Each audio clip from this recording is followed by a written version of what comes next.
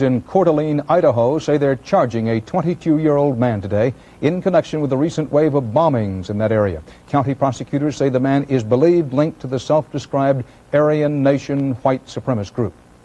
What some call private armies of the far right are increasingly on the move around the country, and officials are concerned about their latest attempts to gain popular acceptance. CBS News correspondent Richard Schlesinger tells us what the worry's about. When members of the White Patriots Party marched through Raleigh, North Carolina recently, most people dismissed them as anti-black, anti-Jewish crackpots. But extreme right-wing groups are starting to display political savvy, and that, say law enforcement officials and watchdog groups, makes them dangerous. They do have the potential to commit violence, to commit harm, and we have seen this from our past investigations. Although publicly, of course, they deny all of that. Last year, a small army of men led by an activist of the far right made its first stand in central Georgia, defending, of all people, a poor black farmer. Oscar Lorick was faced with a bank foreclosure on his land and was refusing to leave. In what observers think was an attempt by the extremists to appear more moderate by defending a black man, about 30 gunmen from all over the South showed up on Lorick's farm to turn the sheriff away. Were you glad to see them? Yeah, I was glad to see it. Why is that? Well, I was glad because I would have probably had to move there and for them right then. It was unreal to believe that we would have a group of people to congregate in force with arms in a small community like we have here. No shots were fired, but the armed confrontation delayed the foreclosure.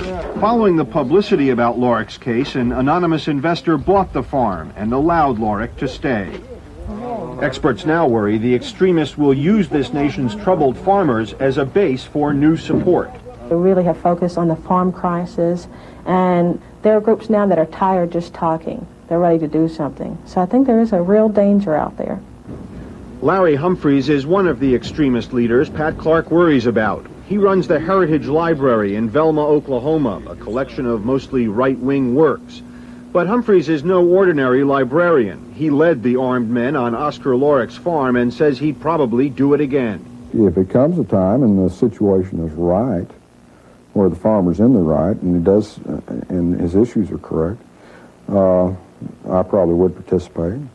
Humphreys was the first group to involve itself in more mainstream issues, and recently a group of private right-wing gunmen sent a patrol along the border with Mexico, taking several allegedly illegal aliens into custody. Crossing this border without documentation is a crime. We were out there to observe, document, and report those crossings. The immigration issue, long a serious political debate, has also become an issue for the extreme right. Government and private investigators worry the extremists may be trying to appear more moderate by adopting more mainstream issues. But they say underneath a thin veneer of respectability, there lurks the same sentiment. Richard Schlesinger, CBS News, Cochran, Georgia.